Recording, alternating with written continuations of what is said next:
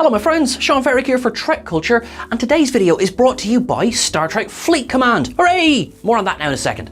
We've already done a list of 10 concept arts you need to see, and that link is in the description of this video below. There's so much in Star Trek that we have another list for you today. So, with that being said, I am Sean Ferrick for Trek Culture, and here are 10 more incredible Star Trek concept designs you need to see. Number 10. Picard's lecture, Star Trek Picard. There was originally going to be a scene in which Picard delivered a lecture to an assembled group of delegates. Now, there was going to be beautiful artwork, there was going to be a holographic representation of the Enterprise E, there was going to be Commander Data in his next generation uniform. Now, unfortunately, this scene didn't come to pass in Season 1, although there was a scene quite like it in Season 2 when he delivers his address in Starfleet Academy. Concept artist Laurent Ben-Mimon designed this room. It was the Oxford Union. Now, that is a world-famous debating society that Patrick Stewart himself has actually already delivered an address at. So what you would have had is Jean-Luc Picard in 2399 delivering an address to the Oxford Union, which would be a parallel to Sir Patrick Stewart delivering an address in 2013. Now, as I said, we didn't get this scene even though you would have had all of these different aliens, including a Klingon in Discovery-style makeup, and yes, I can hear a very large portion of the audience crying bitter tears as I say that. You might be looking at me going, oh Sean, any excuse for a cosplay? And you would be absolutely right, but it is on theme. Fleet Command, as you know, is a free-to-play game that's available on iOS and Android platforms. You can get yours via the link in the description below this video. Now, as you know, you can build your own fleet, you can customize your own crew, you can even go freelance and go off mad on the DevRun system, because that's surely never backfired for any USS pastors out there. But they're launching a Star Trek Lower Decks expansion. You will be able to play with the USS Cerritos zooming around, being a little badass like it is, but you also get to play as Boimler, as Mariner, and as Badgie. You get to play as Badgie. Your inner psycho will thank you as, you know, you get to wear Rutherford's skin? Dark, but I like it. But make sure you get Badgie on your side as well, and you can grab it via the link in the description of this video. Star Trek Fleet Command, thank you so much for sponsoring this video. Ye are awesome.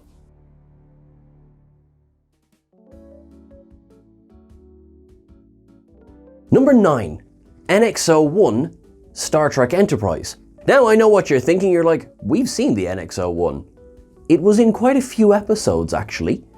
And we've also at this stage seen Doug Drexler's refit of the NX-01. While it hasn't been in several episodes yet, it's literally had a model released of it. Sean, what are you on? No, I'm actually referring to the designs that John Eaves did when Star Trek Enterprise, or Enterprise as it was known then, was just going into production. Now Eaves, of course, he had worked on Star Trek First Contact, he had worked on Star Trek Insurrection as well, so he was no stranger to the series. When he was brought on board, his designs, they were similar to what Doug Drexler eventually ended up bringing to the show, but you can see in them what would become inspirations for his take on the Enterprise in Star Trek Discovery.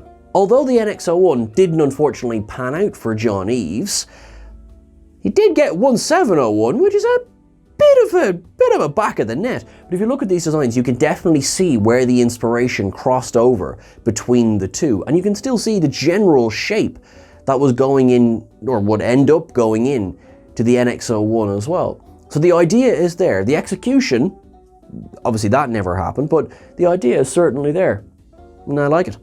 Number 8, Starfleet uniforms, Star Trek Beyond. If you look at the uniforms that we got in Star Trek Beyond, they're a little bit of a development from 2009 and Into Darkness in that the color goes slightly higher up in the collar. I have to say, I'm a big fan of these uniforms, but they were not the initial plan for this film.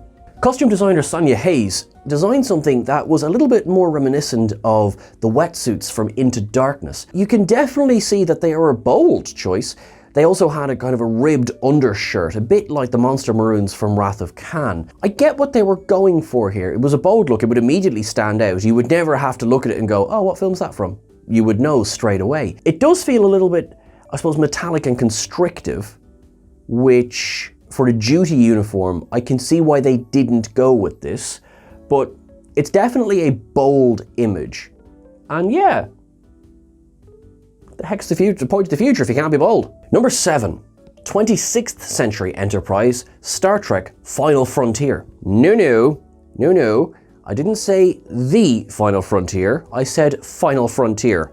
Big difference. After the cancellation of Star Trek Enterprise, there was almost another series greenlit named Star Trek Final Frontier. This would have aired on the official Star Trek website, which would have made it the first streaming-only Star Trek series. For several reasons, that didn't happen, but there was a design for the ship that Captain Chase would command. Now, if you look at it, it's obviously quite different from what we're used to. For example, your first thought would be like, where's the saucer section?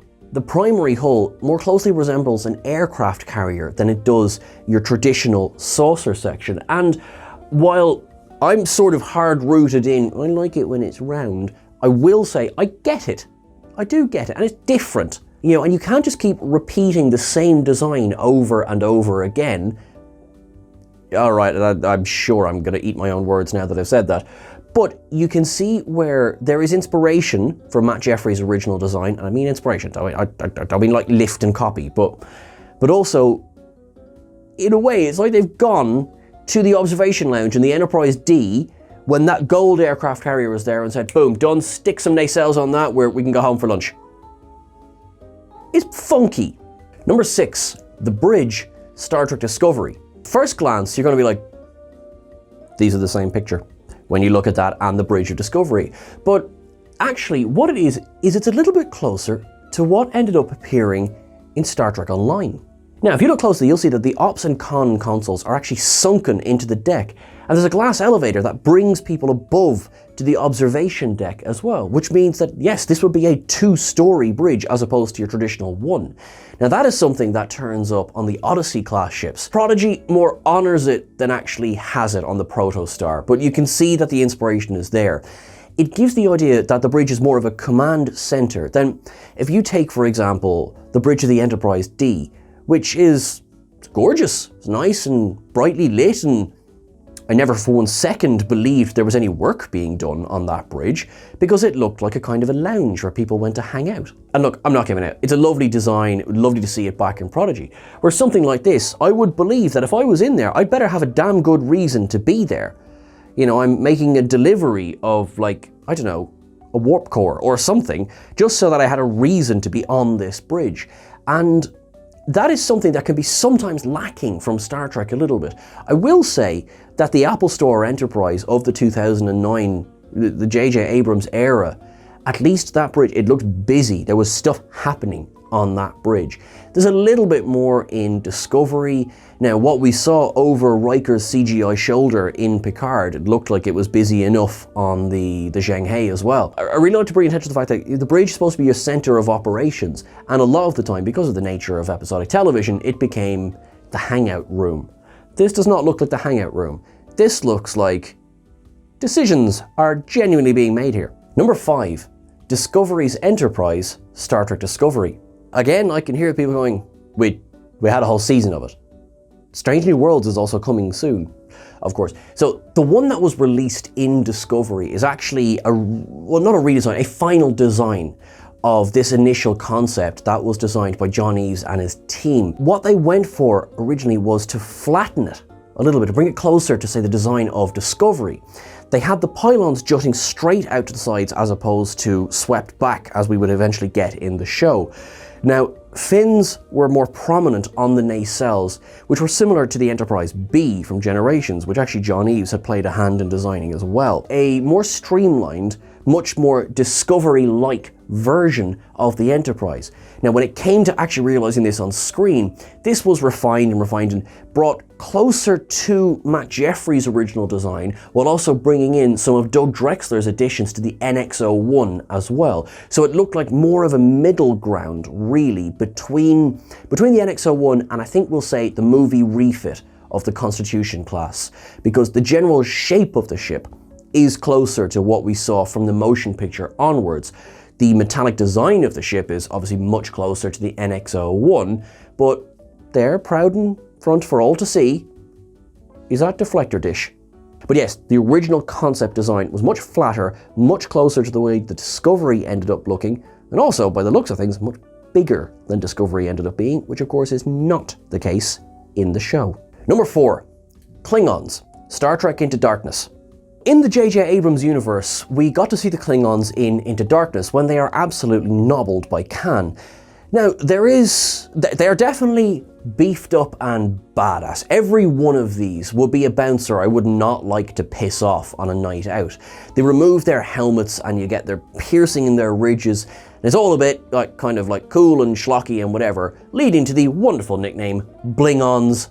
I love it. The original design, however, was slightly more alien than what we got. If you look at those kind of diamond pattern, almost dreadlocks coming out the back of the head, you can actually see two things here. One, you can see the inspiration for Discovery's Klingons.